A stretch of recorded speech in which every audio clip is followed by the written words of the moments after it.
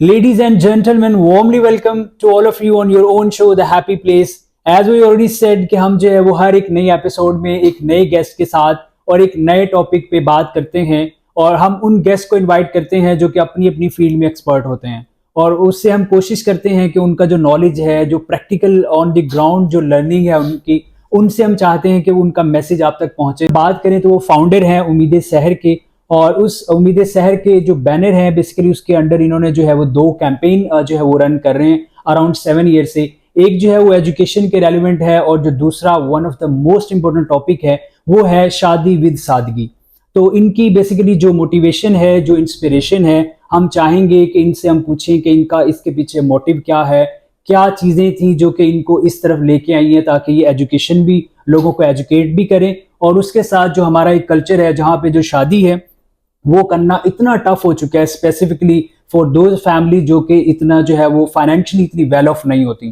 तो आती हैं। So please stay tune with me and warmly welcome our guest once again sir Hafiz Zeeshan साहब। कैसे हैं सर आप? अल्हम्दुलिल्लाह, thank you so much invitation के लिए और इतने खूबसूरत टॉपिक का इंतखाब जो मैंने किया और आपने मुझे इसको ऑडियंस के साथ बोलने का मौका दिया और वाकई इंतहाई अहम टॉपिक है। मैं स्पेशली चूंकि हमारा टॉपिक आज का शादी विद सादगी ही है, क्योंकि उम्मीदें शहर की बात करें या मैं अपनी बात करूं, इंस्पिरेशन कहीं ना कहीं ये थी कि मैं एजुकेशन जब मैंने अपनी स्टार्ट की थी, मास्टर जब कर रहा था यूनिवर्सिटी में, तो एक वक्त ऐसा आया जब मैंने फर्स्ट सेमेस्टर की फीस कहीं ना कहीं जोड़ के रखी हुई थी, मैंने पे कर दी। ठीक है। तो मुझे लगा था कि शायद आके कहीं ना कहीं मुझे किसी ने बताया था स्कॉलरशिप वहाँ पे मिलेगा। ठीक है। तो स्कॉलरशिप फर्स्ट सेमेस्टर खत्म हो गया और स्कॉलरशिप की कहीं से उम्मीद नजर नहीं आ रही थी। गो का इंटरव्यू भी दिया था। ठीक है। तो मैं स्टडी छोड़ने वाला था। तो जो इंटरव्यू दिया हुआ था, अल्लाह पाक का कोई करम हुआ कि वो मेरा ना 2 मरतबा इंटरव्यू हुआ स्कॉलरशिप का। ठीक है। तो वो मुझे लगा कि यार लोगों का 1 मरतबा होता है, मेरा दूसरी मरतबा, और इसका मतलब मुझे कहीं ना कहीं उम्मीद की किरण नजर आ रही है। ठीक है। जिसने मुझे होप दी। और वो दूसरे इंटरव्यू के अंदर मैं सिलेक्ट हुआ स्कॉलरशिप के लिए। ठीक है। और फिर वहां से मैंने उस स्कॉलरशिप के थ्रू आउट मतलब अपना मास्टर कंप्लीट किया। डन। तो जब लाहौर आया तो कहीं ना कहीं जुस्तजू ये थी अपने साथ, मैं खुद के साथ वहां पे गुफ्तगू होता था कि यार अगर वो एक स्कॉलरशिप जिसने मुझे यहाँ पहुंचाया लाहौर जैसे बड़े शहर के अंदर, और इस शहर के अंदर एक आपको गवर्नमेंट जॉब मिल गई, तो अगर वो स्कॉलरशिप ना मिलता तो आज ज़ीशान तेरी वैल्यू क्या होती। और फिर वो चीज मुझे इंस्पायर करती थी, बार बार जगाती थी अंदर से कि ज़ीशान आपको अगर स्कॉलरशिप की वजह से लाहौर जैसे बड़े शहर के अंदर आके मौका मिला काम करने का, तो मेरे जैसे बहुत सारे ज़ीशान होंगे जिनको सिर्फ एक स्कॉलरशिप की जरूरत होगी। बिल्कुल ठीक। तो ये एक छोटा सा मैसेज, बेसिकली इंस्पिरेशन ये थी। ठीक है। उसने मुझे मजबूर किया कि मैंने कुछ ना कुछ ऐसा करना है कि मैं भी लोगों के काम आ सकूं। That's great. तो वहां से उम्मीदें से स्टार्ट की।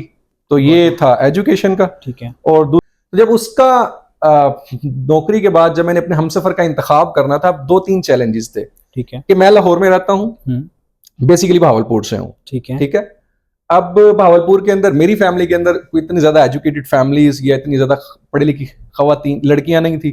तो अगर होती भी थी अगर होती तो फिर भी शायद मैं भावलपुर ना जाता, क्योंकि मैंने बड़े शहर में रहना था, मेरे कुछ ख्वाब बड़े थे। हाँ, वो एक कंपैटिबिलिटी आती है कि शायद वो इतना यहाँ पे आके एडजस्ट ना हो सके, तो इसलिए मेरा था कि जो ऑलरेडी यहाँ पे एडजस्ट है, जो इस माहौल को जानती है, जो ऑलरेडी यहाँ पे सेट है, तो कहीं ना कहीं इंतखाब वो होगा तो मैं इधर, मेरे लिए सर्वाइवल थोड़ा आसान हो जाएगा। और मैं कैंपेन कुछ भी इस तरह का लेके चलना चाह रहा हूँ या मैं वेलफेयर चलाना चाह रहा हूँ तो बड़ा ईजी हो जाता है। तो इसलिए मैं उस तरफ जाना नहीं चाह रहा था। जब फिर मेरे ना पेरेंट्स की डेथ हो गई थी 2016 में, जब मैंने शादी का इरादा किया, उससे पहले ही डेथ हो चुकी थी। उसके बाद चूंकि मैंने चैलेंजेस ज्यादा थे पेरेंट्स के ना होने की वजह से, मैंने घर वालों से कहा, उन्होंने कहा जी अलग पोर्शन बनाए, भावलपुर में पोर्शन बनना था। अब जब मैं भावलपुर में सारी इन्वेस्टमेंट जो मैंने थोड़ी सी सेविंग की थी जॉब से, ठीक है, तो वो सारी की सारी भावलपुर लगाता, तो मेरे पास यहाँ पे लगाने की मतलब मैं फिर उसके भी खिलाफ था कि मेरे नजदीक ये है, मेरा अपना पॉइंट ऑफ व्यू है, जहां पे आप खुद हैं आपका पार्टनर जो है वहीं पे होना चाहिए। तो मैं इसलिए भावलपुर के खिलाफ था कि मैं वहां पे घर बना के और पार्टनर को वहां रखूंगा। तो मेरा था कि मैं 10-15 लाख की इन्वेस्टमेंट, ये 7-8 लाख जो मेरे पास था, वहां पे क्यों इन्वेस्ट करूं, वहां पे क्यों घर बनाऊं, जबकि मैंने यहाँ पे रहना। क्योंकि आपका जो है वो जॉब है या जो भी आपका एक ऑब्वियसली मैं सेट हो गया ना, माइंडसेट था कि मैं बड़े शहर के अंदर आपके लाहौर में है, तो फिर पार्टनर जो है वो अक्सर ये होते हैं कि बहुत सारे, क्योंकि आप हमारी जो है ऑलमोस्ट 70% पॉपुलेशन वो विलेजेस से और रूरल एरिया से बिलोंग करती, वो शादी करते हैं, वाइफ को जो है वो गांव में रखते हैं और आप यहाँ पे, और इतने चैलेंजेस क्रिएट होते हैं जिससे इवन की फैमिली डिस्टर्ब होती है। जी बिल्कुल। तो आपका बहुत अच्छी ये सोच। तो फिर वो मेरे से पहले ही मतलब क्लियर माइंडसेट था कि यार लाइक पैसा आपने इधर कमाया तो आप उधर क्यों इन्वेस्ट करेंगे, हम सफल आपकी उधर क्यों रहेगी, क्योंकि वो चूंकि अब उम्मीदें सर कहीं ना कहीं स्टार्ट हो चुकी थी। ठीक है। तो मुझे उसको चलाना भी था, तो सादर है आपका हम सफर आपके साथ होगा, तो आप जहां पे आपने 10 साल में पहुंचना है वहां पे ऑब्वियसली 2-4 साल में पहुंच जाएंगे, क्योंकि आपको क्राइसिस इश्यूज कम आते हैं। बिल्कुल, हाँ, क्योंकि जो रिस्पॉन्सिबिलिटीज है वो शेयर हो जाती है ना। एग्जैक्टली हर तरह की रिस्पॉन्सिबिलिटीज है कहीं ना कहीं पे। पार्टनर, वैसे लाइफ पार्टनर ऐसे इसलिए बोला जाता है कि आपकी बहुत सारी जो चीजें हैं, रिस्पॉन्सिबिलिटीज हैं, वो उसको टेक ओवर कर। तो वो जब मैंने वहां लाहौर में, अब चूंकि मैंने वेलफेयर 10, 12, 15, 20 लोग बना चुका था अपने साथ, अब जब मैंने किसी से कहा कि लाइक प्रोफेशनली मैं किसी अपनी मेंबर को, किसी को ना मैं प्रपोज करना चाहता था, ना मैं किया, मेरी ख्वाहिश थी कि मैं प्रोफेशनली किसी से कहूं, ठीक है, कोई ना कोई मुझे रेफर करे कि अच्छा मैं ज़ीशान को जानता हूं, या ज़ीशान उम्मीदें शहर चला रहा है, या ज़ीशान ये, और ज़ीशान किस तरह का इंसान है या क्या सोचता है। Got it.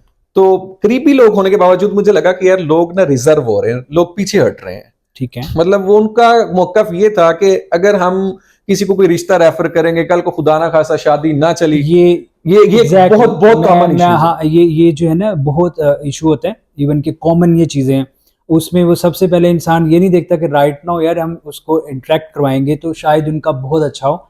उनके माइंड में कहीं ना कहीं पे ये होता है इन द फ्यूचर अगर अल्लाह ना करे कोई मसला बना तो बात सारी मिर्च पे आएगी। हाँ, तो ये बात इसके अंदर क्यों मैं बल्कि ऑडियंस जो देख रही है उसको भी क्लियर कर दूं कि अगर आप किसी को कोई रेफर कर देंगे, ठीक है, तो आप डेफिनेटली लाइक मैं आपको कोई रिश्ता रेफर करता हूँ, किसी भी ABC किसी को भी रिश्ता रेफर करता हूँ, ठीक है, या भी जैसे मेरी वेलफेयर है, काफी सारे मेंबर्स जानने वाले हैं, लोग आके कहते भी हैं कि आपकी नजर में कोई अच्छा लड़का या लड़की, तो डेफिनेटली जब हल्का हिसाब बढ़ता है तो लोग आके आपको रिक्वेस्ट भी करते हैं। तो उसके अंदर देखें आपने उस चीज की श्योरिटी नहीं दे रहे होते, आप ये बता रहे होते हैं कि यार इन 10 में से ये बंदा मुझे कंपैरेटिवली बेहतर लगा है, ठीक है, मतलब मेरी नजर में 80% 70% अच्छा है, ठीक है, बाकी एट द एंड जिम्मेदारी आपकी। हाँ, डेफिनेट डिसीजन तो खुद का म्यूचुअल होता है, मतलब जब आपने फाइनल वेरिफिकेशन या वैल्यूएशन आपने बंदे की खुद करनी है। मेरे इतने रिमार्क्स है कि इसके अंदर फलां चीजें अच्छी थी, तो डेफिनेटली आप एक रिकमेंडेशन दे देते हैं, तो उसके अंदर किसी का रिश्ता हो जाता है तो डेफिनेटली आपको सवाब मिलेगा। आपके इंटेंशंस बिल्कुल बड़ी क्लियर थी। एग्जैक्टली। तो डेफिनेटली ये एक थीम। अच्छा, फिर जब उसके लिए वर्किंग करना शुरू की तो कोई भी मतलब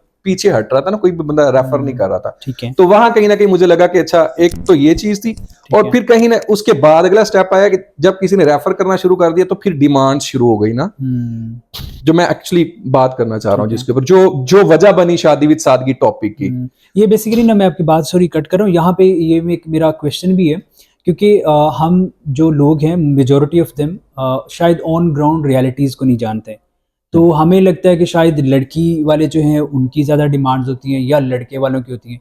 अब आप वो राइट पर्सन हैं और लास्ट 7-8 ईयर से आप इस चीज़ में ऑन द ग्राउंड काम कर रहे हैं, तो आप जो है, जो भी हमारे व्यूअर्स हैं उनको वो ग्राउंड रियलिटी से बता सकते हैं कि बेसिकली ये जो डिमांड वाला चक्कर है ये क्या है, ये एक मिथ है या रियलिटी है, क्या सीन है? अच्छा, बेसिकली तो डिमांड्स वाला जो है, देखें हम जब अपने, मेरा नजरिया ये है, बल्कि सबका, हर उस शख्स का नजरिया यही होगा जो इस्लाम के जितना नजदीक होगा, जो अपनी तालीमात से जितना जुड़ा होगा, ठीक है। अब सिर्फ पढ़ने की हद तक नहीं, देखें इल्म भी वही नफा देता है जिसके ऊपर अमल किया जाए, ठीक है। अब मैं आपको एक बात बताऊं कि अगर कोई शख्स ये कहता है कि सुबह उठ के रनिंग करना, आपने पढ़ा कि उसके बड़े फवाइद हैं, ठीक है, सुबह उठ के अर्ली रनिंग करें तो ये उसके फवाइद हैं, ठीक है। अब आपको इसका नॉलेज तो है, ठीक है, लेकिन नफा कब देगा? जब हम उसको एक्शन में लेके प्रैक्टिकली करेंगे तो ही वो सुबह उठ के भागना, दौड़ना, रनिंग करना, वॉक करना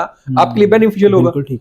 आप उठ ही नहीं रहे तो वो क्या आपको इल्म फायदा दे रहा है? बिल्कुल भी नहीं। अब आ जाते हैं इस्लाम की तरफ। इस्लाम एक्चुअली आपको यही कहता है, मतलब मैं उसके अंदर जब अपने डिमांड्स की बात की, मैं हजरत, इसके ऊपर मैं आपको एग्जांपल देता हूं हजरत अली की, ठीक है। हजरत अली फरमाते हैं, अब चूंकि आप अलैहिस्सलाम ने हजरत अली की भी तरबियत की, आप अलैहिस्सलाम की मैयत में रहे, वो फरमाते हैं मैंने सोचा कि मैंने शादी करनी है, अब इंतखाब भी हो गया कि कहीं ना कहीं हजरत फातिमा ज़हरा रज़ियल्लाहु तआला अन्हा का इंतखाब, फरमाते हैं कि मैं आप अलैहिस्सलाम से जाके ना उनका रिश्ता मांगू। अब फिर सोचते हैं कि मेरे पास तो कुछ भी नहीं है, ठीक है, मेरे पास कुछ भी नहीं है, ठीक है। और फिर दूसरी तरफ उनका ईमान देखिए, वो कहते हैं जब मैंने सोचा कि मेरे पास कुछ नहीं है, तो फिर दूसरी तरफ मेरे दिलो दिमाग ने जवाब दिया कि आका करीम मतलब आका अलैहिस्सलाम की जात तो बड़ी करीम है। ये करीम का लफ्ज फिर एक आता रिवायत में कि आका अलैहिस्सलाम की जात बड़ी शफीक है।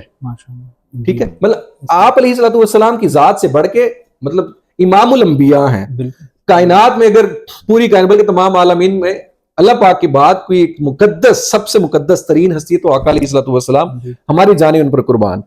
अब उनके बारे में हज़रत अली सोच रहे हैं कि मैंने सोचा कि मैं रिश्ता मांगू, फिर सोचता हूं कि मेरे पास कुछ नहीं है, और फिर मैं सोचता हूं कि आका करीम सल्लल्लाहु अलैहि वसल्लम की बड़ी जात करीम है, शफीक है।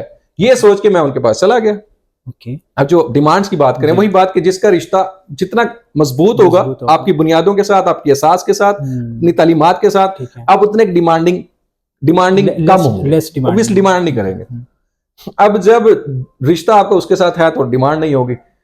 वो फरमाते हैं मैं आका अलैहिस्सलाम के पास जब गया तो रिश्ता मांगा, आप अलैहिस्सलाम फरमाया अली तेरे पास कुछ है? या रसूलुल्लाह सल्लल्लाहु अलैहि वसल्लम मेरे पास तो कुछ नहीं है। ठीक है, तो आप अलैहिस्सलाम ने पूछा वो आपके पास एक जीरा हुआ करती थी। अब जीरा वो आपने देखा आजकल वो अर्तगल ड्रामा देखा तो काफी सारे लोग डिफेंड करते हैं तलवार को, उसको जीरा बोलते हैं। ठीक है, तो फरमाया वो जीरा बेच दें, तो उससे जो भी, तो हजरत अली ने वो जीरा बेची।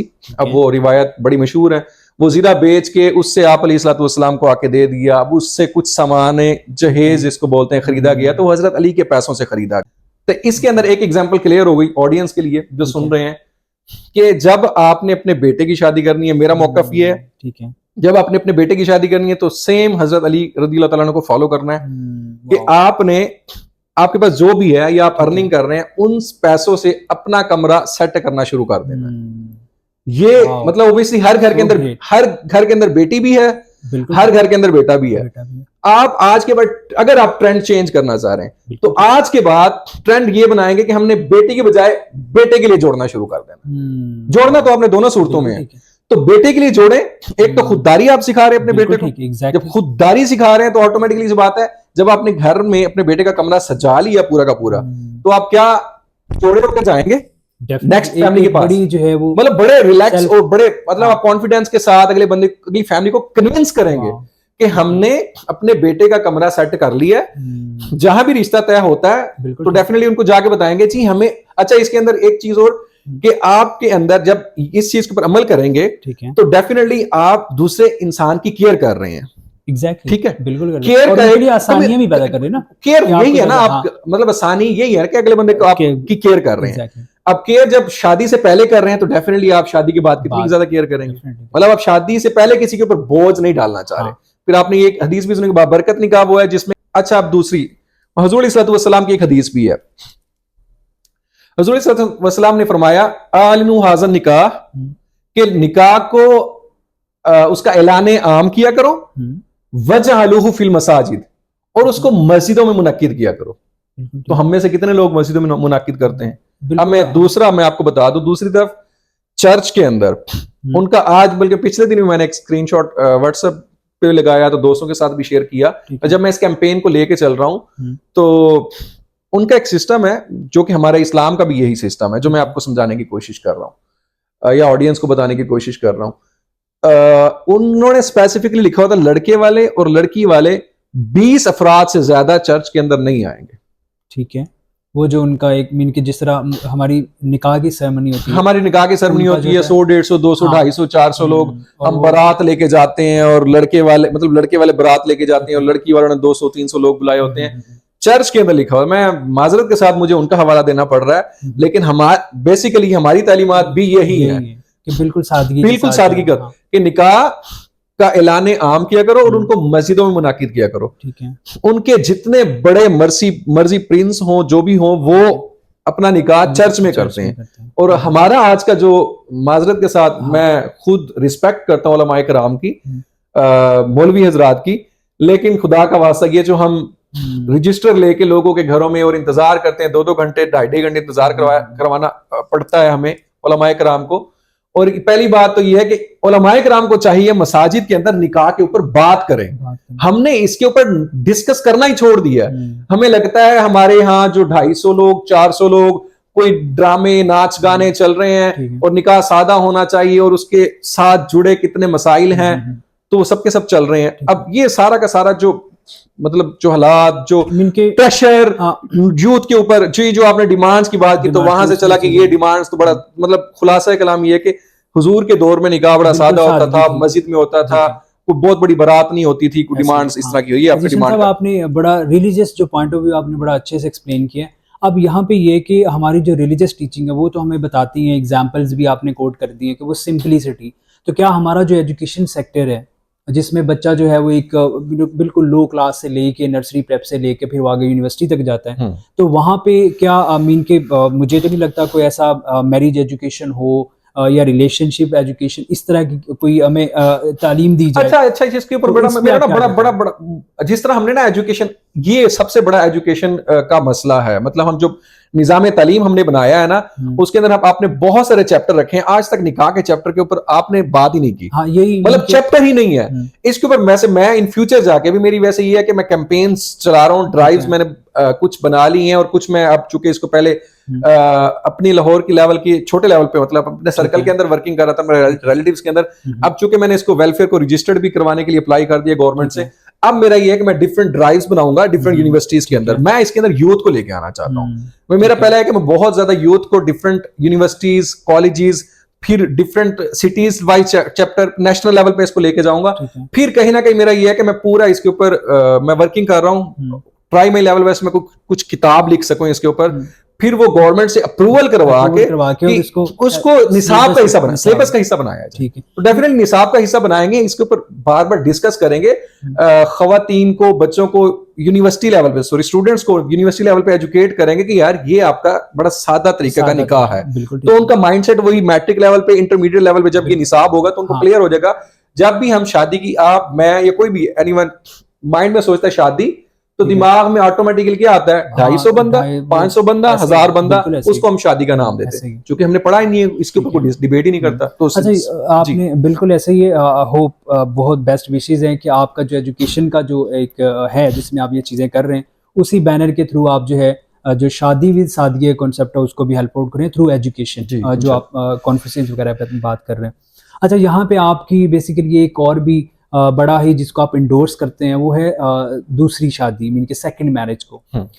तो उसमें क्या है कि बेसिकली हमारा जो कंट्री है उसमें जो मेजॉरिटी ऑफ जो लोग हैं वो फाइनेंशियली इतने वेल ऑफ नहीं है। ये हमें बात माननी पड़ेगी, रिपोर्ट्स भी हैं वो सारी चीज़ें। तो उसमें क्या है कि हम बड़ी ही एक मीडियोकर सी लाइफ गुजारते हैं जो मेजॉरिटी ऑफ देम। तो उसमें जो एक फाइनेंशियली इतना वेल ऑफ नहीं है, ऑलरेडी उसके एक्सपेंसेस बड़े टाइट हैं, वो फैमिली बच्चों के साथ अच्छी एजुकेशन नहीं दे सकता, एक अच्छी जो है लाइफस्टाइल जो है अफोर्ड नहीं कर सकता। तो इस सिनेरियो में वो किस तरह मैनेज कर सकता है, आप इस बात को किस तरह जस्टिफाई कर सकते हैं, बताइए ज़रा। अच्छा, सेकंड मैरिज के हवाले से एक तो मेरा ओपिनियन बड़ा क्लियर है कि इसको प्रमोट होना चाहिए, क्लियर है। अब उसको क्यों होना चाहिए प्रमोट, अब उसके अंदर ना दो सिनेरियोज हम निकाल लेते हैं। एक वो कि जो सेटल्ड ऑलरेडी हैं, मतलब बहुत सारे लोग ऐसे हैं, आपको हॉस्टल्स के हालात का कुछ ना कुछ इल्म होगा, नॉलेज होगा। मेरे पास भी चूंकि लोगों के साथ ताल्लुक, सलाम दुआ, प्रपोजल्स के हवाले से भी रिक्वेस्टें आती रहती हैं कि मैं इसके ऊपर काम कर रहा हूँ, तो मेरे पास काफ़ी ज़्यादा शायद लोग जुड़े हुए हैं, तो रिश्ते की भी कहीं ना कहीं बातें निकलती हैं। और फिर यूनिवर्सिटीज़ के कुछ स्टूडेंट्स ने भी अप्रोच किया, तो वो भी मुझे कुछ हॉस्टल्स के हालात बताते हैं। तो एक ऐसा शख्स जो सेटल्ड है, हम थोड़ा सा उसको पहले डिस्कस कर लेते हैं। जो सेटल्ड है, जो माजरत के साथ बड़ी थोड़ी तल्ख हकीकतें हैं ये, जो जाके हॉस्टल से कहीं ना कहीं स्टूडेंट्स को उठाता है, उसको गिफ्ट्स देता है, उसको खिलाता है, पिलाता है, होटल्स पे लेके जाता है। आप इस कल्चर को प्रमोट करते हैं? कभी भी नहीं, बिल्कुल। कोई वालिदैन इसको एक्सेप्ट करता है? मतलब वो बंदा जो किसी को लेके जा रहा है, वो बंदी जो उसके साथ जा रही है, उसका जाना कोई भी उसको डिफेंड नहीं कर रहा। ठीक है। अगर वही शख्स ऑब्वियसली ऑलरेडी सेटल्ड है, उसके पास गाड़ी है जो उससे अट्रैक्ट होके जा रही है उसके पास, तो डेफिनेटली उसको कहीं ना कहीं इंप्रेस है ना उससे कि यार वो बड़ा वेल सेटल्ड है, उसके पास गाड़ी है, वो आता है, गिफ्ट्स वगैरह देता है, घुमाता फिराता है, तो वो शादी क्यों नहीं कर लेता? मतलब आप गलत काम की तरफ जा रहे हैं ना। तो कोई भी, मैं, आप, कोई भी समझदार शख्स, मतलब इस दौर के अंदर जब आप किसी भी चीज से बच नहीं सकते, मतलब आपकी पहले 20-25 साल 30 साल पहले चले जाए, सोशल मीडिया नहीं था, ठीक है, आपका लोगों तक रसाई नहीं थी, ठीक है, इंटरेक्शन बहुत ज्यादा नहीं था, आप इतनी ज्यादा इंटरेक्शन नहीं था, तो ऑब्वियसली चांसेस कम होते थे ताल्लुकात बनने के। अब ताल्लुकात आम है, अब उसके ऊपर क्या डिबेट करनी, सबको पता है कि social media each and everything. अच्छा, मैं आपकी सर बात कट कर रहा हूँ, यहाँ पे क्या है कि आपने सेकंड मैरिज की तो बात की है, अब ये जो आपने एक एग्जांपल भी कोट की है, आई नो कि एक बड़ी ही जो है ना ऐसी बात है कि जो कि डेफिनेटली हमारी सोसाइटी में ये बहुत ही एक नहीं होनी चाहिए इस तरह की चीज़ें, लेकिन उसमें जो मेल कम्युनिटी है, बीइंग अ मेल, ठीक है, मैं इस चीज़ को भी, मुझे इस चीज़ की दुख होता है कि ये जो मेल कम्युनिटी जो ये काम कर रहे हैं, जो लोग इस चीज़ में इन्वॉल्व हैं, ऑलरेडी मैरिड है, मेल नहीं कर रहे, ठीक है, वो मतलब दूसरी तरफ रिस्पांस आ रहा है, दोनों एग्जैक्टली वो तो ऐसे ही होता है ना कि दोनों हाथ से ताली बजती, तो वो बिल्कुल ठीक है। इन केस अगर लड़की जो है वो इस चीज पे अग्री कर जाती है फॉर द मैरिज, तो जो हमारी मेल फर्टर्निटी है, with all due respect and regard, तो वो तो कहते हैं कि नहीं हम ऐसे ही चल सकते हैं, लेकिन शादी नहीं करनी क्योंकि आई ऑलरेडी मैरिड। तो ये जो एक बैरियर है वो खा फीमेल की तरफ से या मेल की तरफ से, आप इसको किस तरह डिफाइन करते हैं, क्या कहते हैं इस पे? अच्छा, ये भी बहुत बड़ा ऑथेंटिक, आपको आप अवेयर होंगे होपफुली इस चीज से। हाँ, देखिए ना, कुछ अक्सरियत केसेस के अंदर ऐसा होता है कि आपको उम्मीद दिलाई जाती है, ठीक है, आप कहीं ना कहीं बात करते हैं, जी हम कर लेंगे, हम शादी, ये पहले केस के अंदर भी होता है, ठीक है। अब उसके अंदर हो सकता है वो जो लेके जा रहा हो उसकी फर्स्ट मैरिज भी ना आई हो, चलो हम इसको इस तरह भी डिस्कस कर लेते हैं जो आप बिल्कुल डिस्कस करना चाह रहे हैं। कहीं ना कहीं आपका फेयर चलता है, तो आपको उम्मीद दिलाई जाती है कि मैं ही जान कुर्बान कर दूंगा, मैं ही आपके लिए सब कुछ। अब इसके अंदर दोनों केसेस आ जाते हैं। अब चूंकि जो सेटल ज्यादा हो जाते हैं, अब देखें आप 20, 22, 23 साल, 24 साल का जो लड़का है वो इतनी जल्दी सेटल भी नहीं होता, उसके पास इतनी गाड़ी नहीं होती, क्योंकि आप 25, 24 साल से जब आप यूनिवर्सिटी की लाइफ खत्म होती है तो आप 30, 35, 40 से जॉब स्टार्ट करते हैं। तो इसलिए मैं उन लोगों की बात कर रहा हूँ जो सेटल होते हैं। चलिए, दूसरी कुछ ब्रिलियंट स्टूडेंट इस तरह के थे, उन्होंने जैसे ही स्टडी कंप्लीट हुई और जॉब हो गई और फौरन से पहले उनके पास बड़ी अच्छी जॉब हो गई, ठीक है, कोई CSS कर लिया, किसी ने PMS कर लिया, कोई भी ब्रिलियंट स्टूडेंट था, कोई भी आप डिस्कस कर रहे हैं। अब उसको जॉब मिल गई, गवर्नमेंट की तरफ से गाड़ी मिल गई, एक वो भी हो सकता है, वो भी कहीं ना कहीं आपको उम्मीद दिखाएगा, ख्वाब दिखाएगा कि मैं आपका हस्बैंड बनने जा रहा हूं, ठीक है। आप तो या तो सीधा उससे निकाह की बात करें, वो टू द पॉइंट निकाह की तरफ आता है तो आप आगे बढ़ें, ठीक है। निकाह की तरफ नहीं आता तो आप भी क्विट कर दें, अगला बंदा खुद ब खुद पीछे हो जाएगा। तो इसका सिंपल सोल्यूशन ये कि आप ख्वाबों की तरफ ना घूमें, आप रियलिटी बेस्ड बात करें, आपको फैमिली को इन्वॉल्व करें ताकि आप खुद भी बच सकें, आपकी इज्जत भी महफूज रहे। वो जो आपके फीलिंग्स के साथ खेल रहा है और फिर आपने रोना धोना है, फिर आपने लोगों से कहना कि मैं तो डिप्रेशन में चली गई या मैं डिप्रेशन में चला गया, तो उन क्राइसिस और लोग वाकई चले जाते हैं। मेरे पास ऐसी एग्जांपल्स आई हैं, लोग वाकई डिप्रेशन में चले गए। तो उनसे बचने के लिए आप जो रियलिटी बेस्ड डिस्कशंस हैं, हेल्दी डिस्कशन, आपको लगता है कि आपको कोई पार्टनर अच्छा लग गया तो ठीक है, आप घर वाले से डिस्कस करें अगली फैमिली को।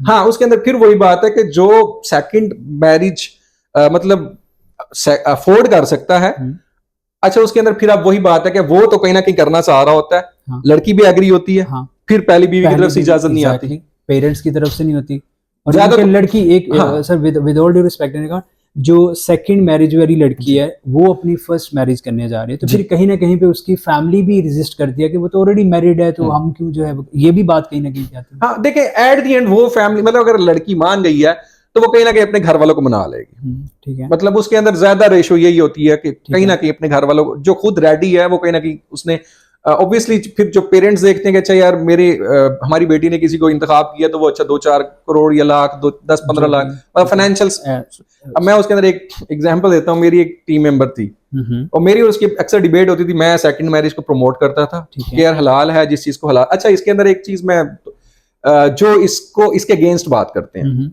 उनके लिए मैं एक छोटी सी एग्जांपल देता हूँ, ठीक है। हम नमाज को डिस्कस कर लेते हैं, ठीक है। मैं, आप, जो भी मुसलमान है, सबको पता है कि नमाज आंखों की ठंडक है, हुज़ूर अलैहि सल्लम की आंखों की ठंडक है। नमाज आका मतलब अल्लाह पाक के कुर्ब का जरिया है, ठीक है। उसकी फजीलत जो भी डिस्कस हुई, एज इट इज हम उसको मानते हैं। अगर मैं या आप नमाज नहीं पढ़ते तो हम क्या कहेंगे कि मेरा आपका ईमान कमजोर है, या हम अल्लाह पाक से तौफीक मांगे कि अल्लाह मुझे तौफीक दे दे नमाज पढ़ने, ठीक है। उसके फजाइल तो वैसे ही रहेंगे। अगर आप मैं नहीं पढ़ते तो इसका क्या मतलब, उसकी फजीलत खत्म हो जाएगी? नहीं खत्म होगी। इसी तरह अगर कोई मैं एक फीमेल हूं, मैं उसके अगेंस्ट बात कर रही हूँ, नहीं जी ये दूसरी शादी नहीं होनी चाहिए, ठीक है। भाई आपको कुरान ने इजाजत, मैं वही बात है, आप भी कहते हैं जी इजाजत ही दी है ना, हुक्म नहीं दिया, ठीक है, इजाजत दी है। अब जब इजाजत दी है और एक इंसान ऐसा है वो दोनों के दरमियान इंसाफ कायम करके चल सकता है, ठीक है, आप इंसाफ की कंडीशन लगाती हैं, तो इंसाफ अगर एक काउंसलर है, अगर आप कहते हैं एक मर्द इंसाफ नहीं कर सकता, तो फिर तो मेरे ख्याल से कोई जिंदगी के अंदर काउंसलर नहीं बन सकता, कोई नाजिम नहीं बन सकता, कोई सूबे मतलब कोई जिस तरह आप कह लें जी वजीर आला नहीं बन सकता, ठीक है। जो दो बंदों के दरमियान इंसाफ नहीं कर सकता, फिर आप उसको वजीर आला मतलब वजीर आजम बना देते हैं या कहीं ना कहीं जस्टिस बना देते हैं। इवन कि किसी कंपनी का भी अगर देखें ना, तो एक छोटी सी कंपनी वो 10 15 20 30 40 लोगों को मैनेज कर लेता है, इतने लोगों को बड़े बड़े अच्छे लेवल के सीईओ जो इतनी बड़ी टीम मैनेज कर रहे हो, तो वो 2 बीवियां मैनेज करना मेरा कहने का अच्छा। इसके अंदर मेरी एक और चीज भी, मैं इसका तफसीर पढ़ रहा था, हुजूर अलैहि सल्लम के दौर के अंदर लोग 10-10 12-12 शादियां करते थे अरब के अंदर। अच्छा, ठीक है, 10-10 कल्चर था ना, कल्चर था, ठीक है, कल्चर था। फिर उसके बाद उन्होंने मतलब वही बात है कुरान की तरफ से आ गया कि लिमिट लगा दी गई 2-2 3-3 4-4, तो 4 की एक हद लग गई। तो फिर वो कुछ लोगों के पास जिनके पास ज्यादा थी, ये आयत का नुज़ूल के बाद जिनके पास ज्यादा थी वो आए हुजूर सल्लल्लाहु अलैहि वसल्लम के पास, तो आप अलैहि वसल्लम ने फरमाया 4 चुन लो बाकी छोड़ दो, ठीक है। इसका मतलब यह कि उसके पास ठीक है कल्चर था, वहां 10-10 12-12 करते थे, तो एक चेक लगाया गया था कि आपने 4 तक महदूद रखना है। अभी कल्चर की आपने बात की है, तो जो पाकिस्तान या जो हमारा सब कॉन्टिनेंट है उसमें जो कल्चर है वो एक इतना ही मीन के उसको हम कहें कि रिजिड कह लें या कोई भी, क्योंकि अगर मैं यूएनओ की एक रिपोर्ट यहाँ पे कोट करूँ तो अराउंड 10 मिलियन जो फीमेल हैं जिनकी एज अराउंड 35 है, they are waiting for their marriage. उसकी रीज़न ये या तो कोई परफेक्ट उनको पार्टनर नहीं मिल रहा, या फिर उनकी डिमांड्स इतनी ज़्यादा है जो कि फुलफिल नहीं हो पा रही, ठीक है। तो उससे क्या है कि जो पेरेंट हैं, जो लड़की वाली साइड है, वो क्या है कि शायद उनके पास इतनी फाइनेंशियली वेल ऑफ नहीं है कि वो अपनी बेटी के लिए वो जो जहेज का सिस्टम है वो सारी चीज़ें फुलफिल करें। तो उसकी वजह से ही आप देख रहे हैं कि इतनी ज़्यादा जो हमारी माएँ बेटियाँ हैं ये वो सारी वेट कर रही हैं बहनें। तो ये जो हमारा कल्चरली प्रॉब्लम है, क्योंकि कल्चरली है ना कि हमारी इज्जत नहीं रहती, हम किस तरह ये कर दें बेटी का जब तक 500,000 लोग ना बुलाएं। तो ये कल्चर आप क्या समझते हैं कि ये एलिमिनेट हो सकता है? अच्छा, डेफिनेटली हो सकता है। देखें, पहले डिस्कस तो वही कि हम इसको डिस्कस ही नहीं करते। आपने बड़ा कम देखा होगा, यूथ इसके ऊपर बोलती नहीं है, तो कंसेप्ट जब सोचते हैं तो पहले तो वही कि हमें इसको अपने निसाब का हिस्सा बनाना पड़ेगा। निसाब का हिस्सा बनाएंगे, वही कि हुजूर सल्लल्लाहु के दौर में हज़रत अली की मिसाल, बहुत सारे सहाबा किराम के आप रिलीजियस जो है ना, हाँ डेफिनेटली, मतलब देखिए एट द एंड हम मुआशरत की जब बात करते हैं, आप लोगों से जब जुड़ते हैं तो आप कहीं ना कहीं लोगों के लिए आसानियां बांटते हैं ना। बिल्कुल ठीक है। आप खुशी की बात करते हैं, आप कहते हैं जी मैंने इतना बड़ा जो फंक्शन किया मुझे खुशी हुई। अब खुशी के बाद किस तरह की खुशी है मुझे बताएं। जो वेल ऑफ है उसके लिए भी फिर वही बात है कि जब आप या तो आप इस्लाम के मानने वाले हैं तो डेफिनेटली कहीं ना कहीं आपको इसी को ही फॉलो करना है, ठीक है, क्योंकि एट द एंड सब ने मर जाना है। तो फिर जब आपसे जुड़े लोगों की जिंदगी आसान नहीं है तो फिर आपका जिंदगी का पर्पस क्या है? आप कहते हैं जी आप खुशी के लिए कर रहे हैं, तो खुशी को डिफाइन करें ना। खुशी तो फिर ये तुम में से बेहतरीन शख्स वो है जो लोगों को नफा पहुंचाए, मतलब जो लोगों को नफा पहुंचा रहा है, खुश। एक्चुअल खुशी तो वो होनी चाहिए ना। बिल्कुल ठीक है। खुशी ये तो नहीं है मैं एक बड़े होटल्स के अंदर खाना अफोर्ड नहीं कर सकता, हम मुझसे कहते हैं जी आपने मुझे ट्रीट देनी है किसी फ्ला होटल के अंदर, मैं उसको अफोर्ड ही नहीं कर पाता, और मैं तो आपको ट्रीट खुशी के लिए देना चाह रहा हूँ। मुझे पता है मैं अफोर्ड ही ढाबा करता हूँ, तो आप मुझे अपने घर भी इनवाइट कर सकते हैं, कुछ भी, मतलब मैं जिसको अफोर्ड कर सकता हूँ। मैं इसको ढाबा के अलावा चले हम बाहर, आप मुझसे जाके कहीं एक्सपेक्ट कर रहे हैं कि मैं आपको बाहर जाके खाना खिलाऊं, तो भाई एग्जांपल दे रहा हूँ, मैं ढाबा अफोर्ड करता हूँ, तो मैं उसी के ऊपर मुझे खुशी होगी, मैं उसी के ऊपर आपको ट्रीट दूंगा। तो आप जब मैं अफोर्ड ही, मैं उसके अंदर फिर वही बात है कि एक रिलीजियस की बात कर रहा हूँ।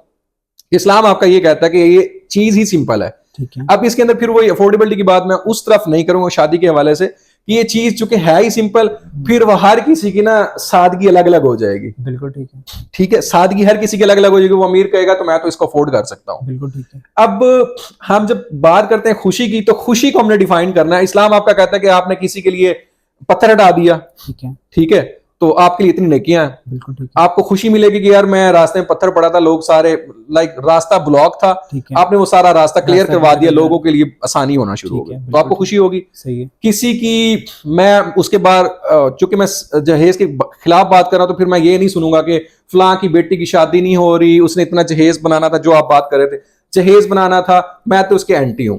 एक चीज एग्जाम्पल मैं दूंगा, मेरे एक बड़े क्लोज जानने वाले, उन्होंने मुझसे अपनी बेटी के रिश्ते के वाले से भी कहा था। ठीक है। वो कहते हैं जी ज़ीशान भाई, हमने हमारे करीब एक बड़ी डिजर्विंग फैमिली रहती थी, ठीक है, हमने उनको उसकी बेटी के जहेज के लिए कोई पैसे शैसे इकट्ठे करके 5-7 लाख रुपए करके दे दिया। ठीक है। वेल ऑफ थी फैमिलीज, वो थोड़ा सा जो एरिया हट के था, वो गरीब बस्ती थी।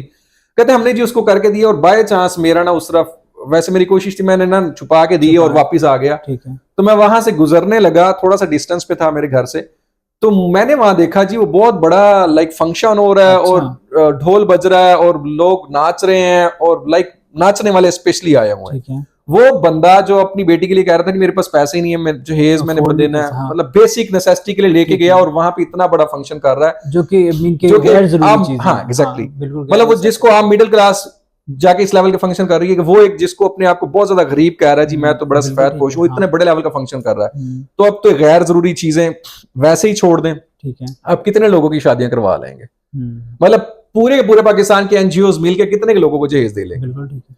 तो क्यों ना, मतलब मैंने देखता हूं पुलिस वाले जो जिनकी बेटियां मतलब जो शहीद हो जाते हैं, उनकी बेटियों को अब इतना प्रोटोकॉल के साथ मतलब रिस्पेक्ट दें सबको। जो मैं स्पेसिफिकली पुलिस का इसलिए भी कह रहा हूं, पुलिस हो गई या जितनी बड़ी बड़ी वेलफेयर ऑर्गेनाइजेशंस एनजीओ हो गई, सबका नाम कह रहे, मतलब अब फिर इतना बड़े बड़े लोगों से पैसे लेके दिखावे के लिए शादियां कर रहे हैं। भैया उनको बताओ ना कि निकाह है ही सिंपल।